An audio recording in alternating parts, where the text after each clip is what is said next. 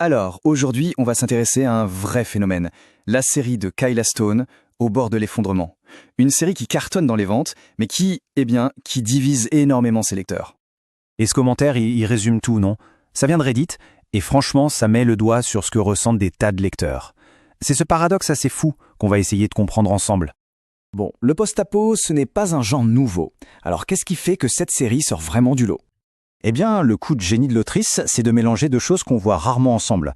D'un côté, on a le gros truc, l'apocalypse à l'échelle d'un pays avec une impulsion électromagnétique, et de l'autre, on a un thriller ultra personnel, l'histoire d'une femme qui s'échappe de captivité.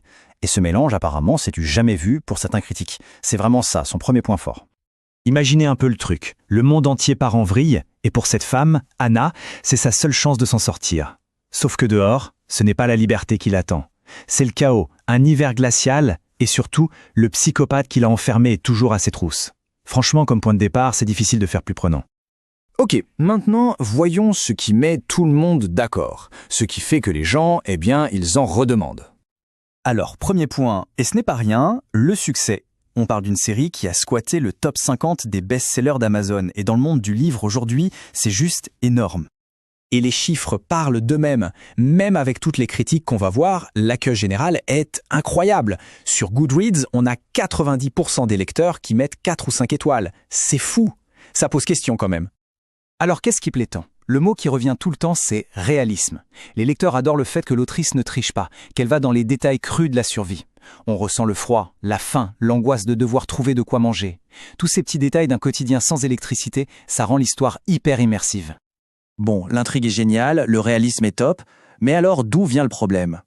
Eh bien, on arrive au point sensible, le cœur du réacteur, les personnages. D'un côté, il y a ceux qui voient en Anna, l'héroïne, une description très juste d'une survivante de traumatisme. Sa force, elle n'est pas physique, elle est mentale. C'est sa résilience, le simple fait de vouloir continuer à vivre, qui est salué. Et de l'autre, c'est tout l'inverse. Une frustration énorme face à ce que certains considèrent comme des décisions absurdes, une passivité qui rend fou, surtout face à son bourreau. Et voilà, c'est ce fossé entre ces deux visions du personnage qui met le feu aux poudres. L'autre personnage qui fait débat, c'est Noah. Au début, tout le monde l'adore. C'est le mec solide, le pilier de la communauté, vraiment un personnage fort et apprécié. Sauf qu'au fil des livres, beaucoup ont l'impression que son personnage est complètement saboté. Il devient seul, brisé mentalement, on ne le reconnaît plus. Un lecteur a même parlé de démolition de personnage, en disant que c'était juste de la mauvaise écriture. Et puis, il y a une critique un peu plus mineure, mais qui revient souvent, le style. Apparemment, l'autrice utilise certains mots un peu trop souvent, et ça finit par agacer, ça sort un peu de l'histoire pour certains. Tout ça, ça nous mène à la scène. La scène qui cristallise toutes les critiques. Le moment que beaucoup de gens citent comme étant la goutte d'eau qui fait déborder le vase.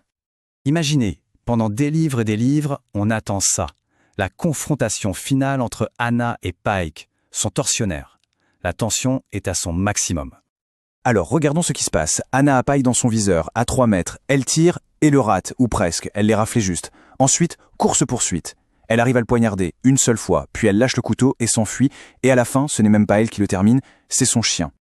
Et ce commentaire, un peu cru, il dit tout haut ce que beaucoup pensent tout bas. Les gens voulaient une vraie catharsis, une vengeance, qui vienne d'elle. Et au lieu de ça, ils ont eu une résolution qui a fait l'effet d'un soufflet qui retombe. Ce qui nous amène à la question à 1 million. Comment une série qui frustre autant de monde peut, en même temps, être un tel best-seller? Et la clé, elle est peut-être là. Parce que même les lecteurs les plus énervés, ils disent tous la même chose. Impossible de lâcher le livre. Ils ont tout dévoré en quelques jours. C'est comme si le côté hyper addictif de l'histoire était plus fort que tout le reste. Donc voilà, on a ce grand écart permanent. D'un côté, une survie super réaliste, une intrigue qui ne vous lâche pas, et de l'autre, des personnages qui rendent dingue et des résolutions qui déçoivent. C'est vraiment ça l'ADN de la série, cette contradiction constante. Et au fond, ce commentaire y résume tout. Malgré tout ce qu'on peut lui reprocher, il y a un truc fascinant, qui fait qu'on continue de tourner les pages. Et on va finir avec cette question. Quand une histoire arrive à provoquer autant de passion, autant de débats, autant d'amour et de haine, est-ce que c'est un échec ou est-ce que c'est au contraire la marque d'une très grande réussite? Ça laisse à réfléchir.